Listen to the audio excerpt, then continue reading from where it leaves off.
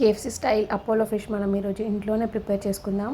దీనికి Apollo fish దాంట్లో కొంచెం పసుపు, కొంచెం ఉప్పు, నెక్స్ట్ అల్లం వెల్లుల్లి పేస్ట్, జీలకర్ర పొడి, మెంతుల పొడి లైట్గా వేసుకోవాలి. అంటే హెవీగా కాకుండా మెంతుల పొడి వేసుకోవాలి. కొంచెం అంటే మనకు సరిపడా వేసుకోవాలి, హెవీగా కాకుండా. నెక్స్ట్ కారం వేసుకోవాలి. కారం వేసుకొని ఇవన్నిటిని మంచిగా ముక్కలన్నీ మంచిగా కలుపుకోవాలి. మనం వేసిన ఇంగ్రీడియంట్స్ మంచిగా ముక్కలకు పట్టుకునేలాగా మంచిగా మ్యారినేట్ చేసుకొని పక్కన పెట్టుకోవాలి. ఒక 1 అవర్ పక్కన పెట్టుకోవాలి. నెక్స్ట్ మైదా పిండి, దాంట్లో ఉప్పు కారం వేసి మంచిగా కలుపుకోవాలి. ఆ ఉప్పు కారం ఆ మైదా పిండిలో మంచిగా పట్టుకునేలా కలుపుకొని పక్కన పెట్టుకోవాలి.